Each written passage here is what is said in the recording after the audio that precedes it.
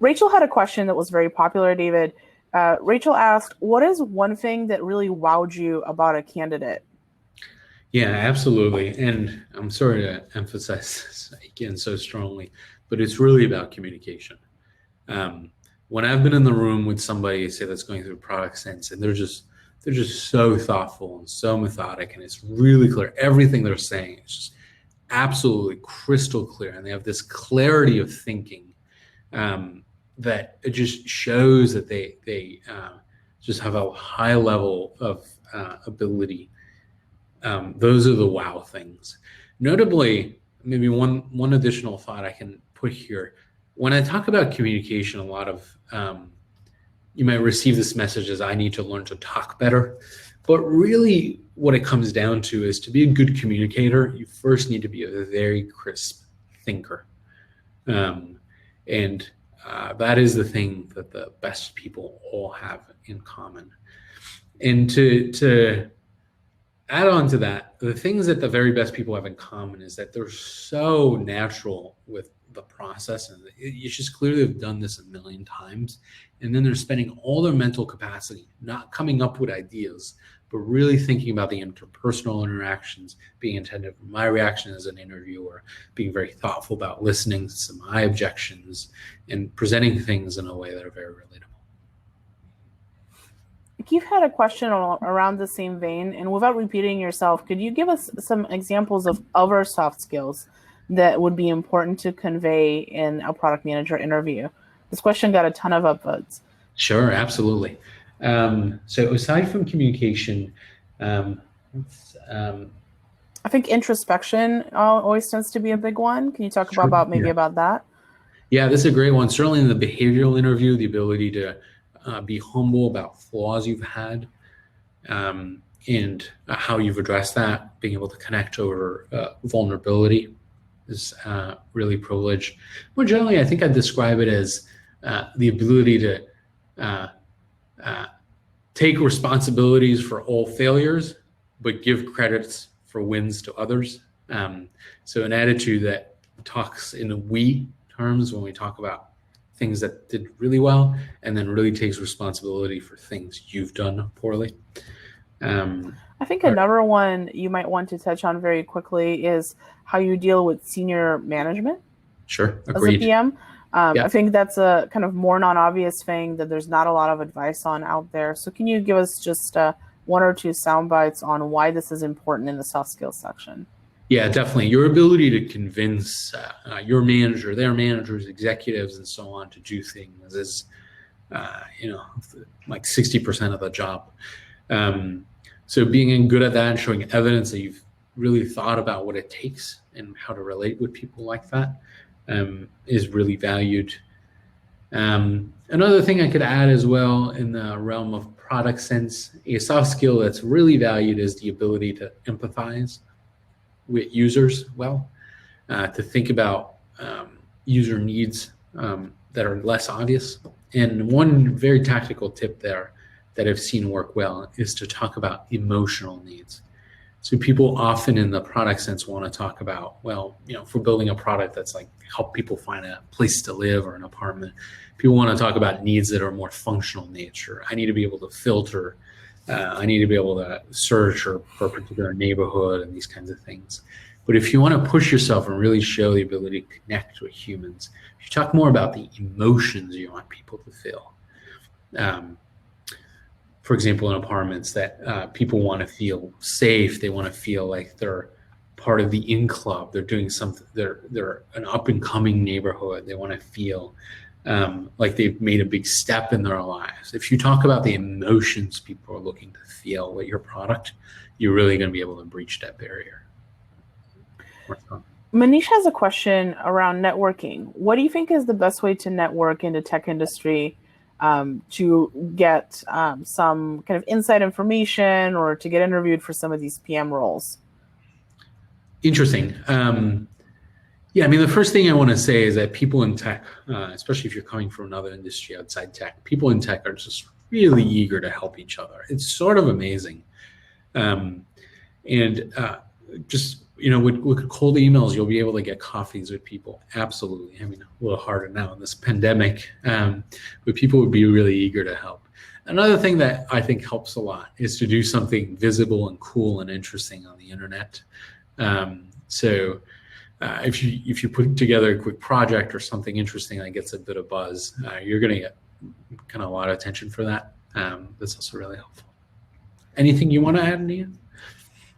No, I think we have a workshop talking about referrals in a couple of days. And I think that will tackle a lot about how to do cold reach out, period. So if you've never done cold reach out, or if you've done it and it just hasn't worked for you, we're talking about it in context of referrals. We can certainly use it for this purpose as well. So you're welcome to attend. That's a free office hour as well.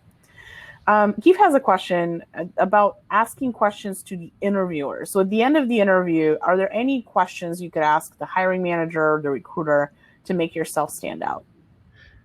Yeah, my biggest piece of advice here is that people really try to ask questions that make them sound impressive. And my advice here is to ask a question, the kinds of questions you're genuinely curious about the job. The more you can bond on like, oh, what are the interesting problems you're solving? What are the big goals you're doing? What are some of the challenges you have? And have genuine interest in that and be really excited and have thoughts about how you can help with that, the better off you're going to be. Great. And there's an interesting question here. We talked a little bit about different cultures and companies. What about different skill sets required for B2B versus B2C? Are these skill sets transferable between each other?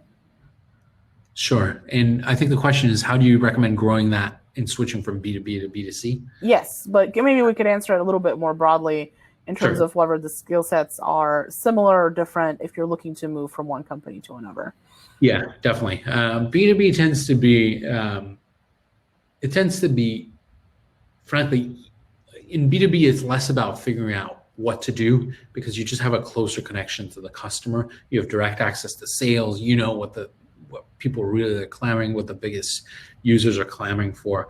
When it comes to B2C, there's more and more challenge about figuring out what should be on the roadmap and more focus on sort of intuition, like what do we think is right. In B2C, if we just build what the users want, I mean, it's going to go nowhere. So more focus on that, and because there's a lot more ambiguity around what should we build rather than like how do we build it, there's just a lot more opinions to manage. In B2C, everybody has an idea about what should be built. The ideas are usually very different. So the skill set is about sort of managing all these different ideas, having some personal viewpoint, and then being able to get everybody else aligned on that. It's just generally harder. In terms of switching from B2B to B2C, some options are that are helpful to consider. And then our smaller intermediate step is to go from a B2B company to maybe a consumer tech company, but in a more infra role. So a team internally that maybe builds something for internal consumption. And there are a ton of those roles. And they'll be a kind of more natural step up, and then you'll have the ability to rub shoulders with the consumer side of the business. Thank you. And there's a question here from Keith that I'll actually answer for you. I'll hijack it a little bit. Keith asked a question. Keith, by the way, you have the best questions. They get the most upvoted. So just wanted to call it out. Great job. What are the main factors that would attribute to David's success in being able to get PM roles at Lyft and Facebook? Having worked with David for like almost half a decade now, what I could tell you for sure is David is one of the cleverest and hackiest people that I have ever met. He can hack literally any system. And if you give David like a roll of duct tape, he will build you like a Google with it. So I think in his specific case, his ingenuity and just like very genuine curiosity is something that really helps him stand apart. He's worked in research and development groups. Like in Disney Imagineering, he was part of the group that actually built Disney theme parks and thought about Disney's future. And in Facebook, he was in a research and development group that built a ton of stuff that's not even public yet.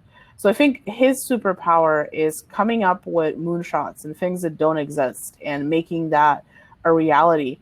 But what is relatable about him is he's able to get other people crazy excited about things that are not possible too. And that's what makes him particularly successful. Sorry to answer that for you, but I thought it'd be a bit weird if you answered it for yourself. And I thought that was a unique question. So for another question, and we're going to wrap up on this one because we're at time. And if you guys want another AMA, more than happy to arrange one, and either next week or in a few weeks. Gene had a question around feedback, which I think is really, really important. Sure. Are FANG companies open to giving candid feedback when you interview with them? What's a good way to actually request this? Yes. So the general policy of FAANG companies is to not give feedback, ostensibly under concern for liability, but mostly as somebody who's been on the other side of this, a lot of people don't take feedback well, and it's just a risky thing to give people feedback, and most people don't want to put the emotional labor to do that. Things you could do to be helpful there is you sort of have to build a good interpersonal connection with the recruiter.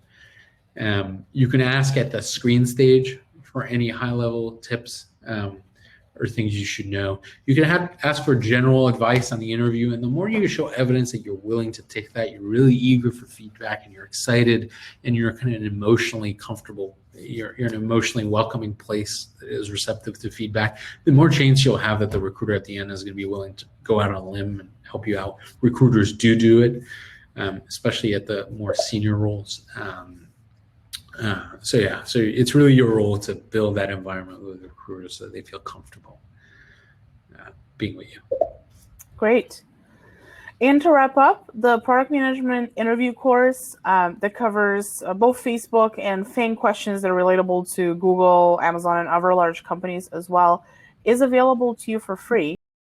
Candor helps tech professionals get paid more.